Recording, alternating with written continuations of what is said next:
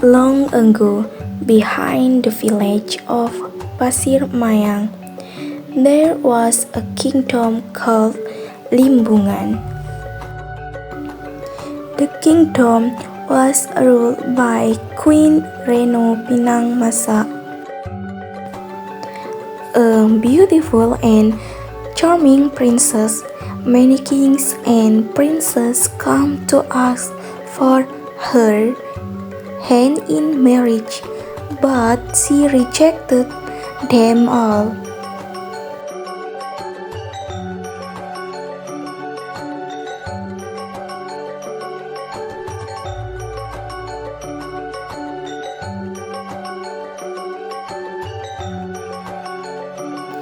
The poor are guaranteed food and drink. The wealthy are encouraged to increase and manage their wealth. In the future, this wealthy segment of the population must also be willing to ensure the livelihood of the poor.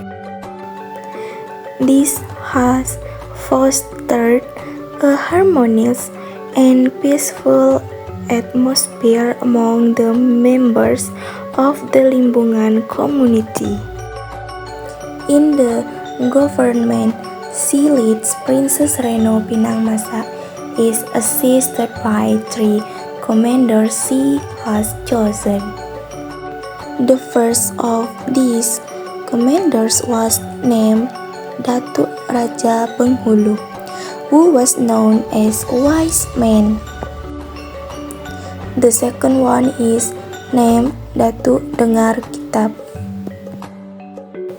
He possesses the ability to foresee future events through a book he owns. Third is Datuk Mangun, who served as commander-in-chief. Once upon a time, there was a king in Jawa who wanted to propose to the queen. However, the king's proposal was rejected by Princess Reno Pinangmasa. When the king's proposal was rejected, he became angry and threatened to attack the kingdom of Limbungan. Then the queen ordered that a moat be dug around the kingdom and that thorny bamboo be planted all around it to serve as events. This was done to fortify the kingdom of Limbungan. As a result, there was only one gate for entering and exiting the Limbungan region, which was guarded by Datuk Mangun and his soldiers. As time went on, the king of Jawa and his soldiers launched an attack right at the gates of the kingdom of Limbungan, which were guarded by Datuk Mangun and his soldiers. However, the attack by the king of Jawa was repelled by Datuk Mangun and his men.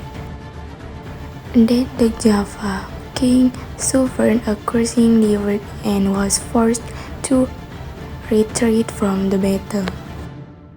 However, the defeat didn't cause the Java king to give up, and he devised a new strategy with his soldiers to launch an attack on Limbungan.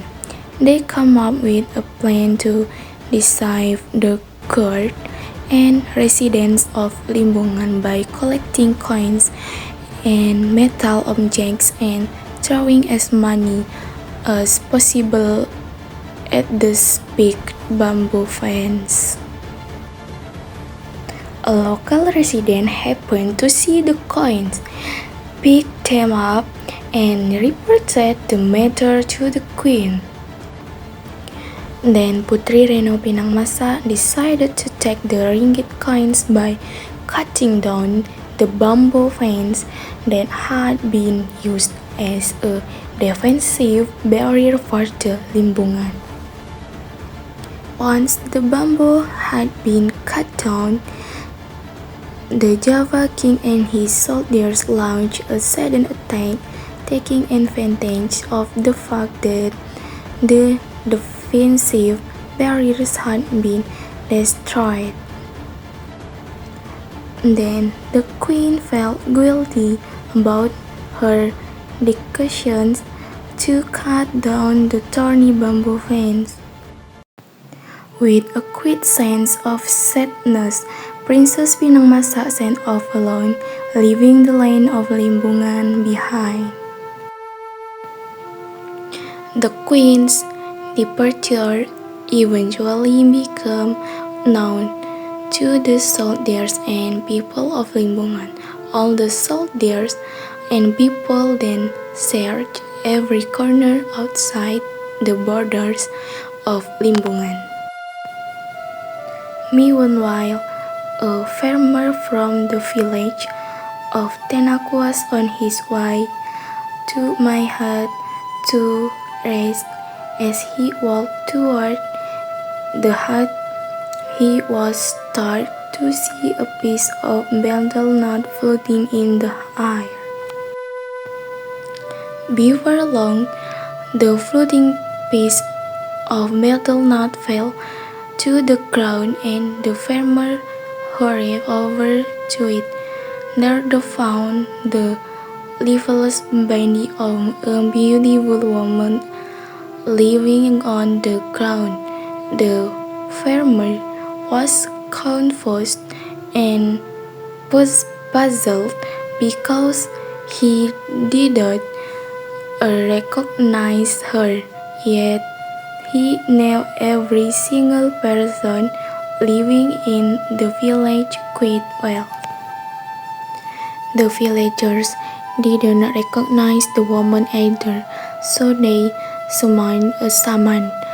In this explanation, the shaman said that the woman floating like a slice of betel nut was the body of Princess Reno Pinangmasa, the queen of the kingdom of Limbungan.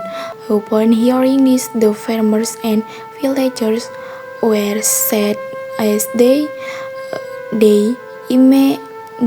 imaged the queen's suffering in the final moments of her life.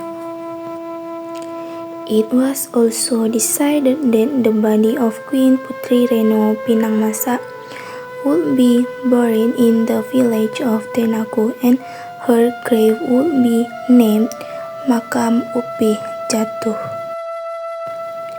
Eventually, the Queen's three commanders, Datuk Raja Penghulu, Datuk Dengar Kitab, and Datuk Mangun, finally found the grave of Princess Reno Pinangmasa and learned of the Queen's passing.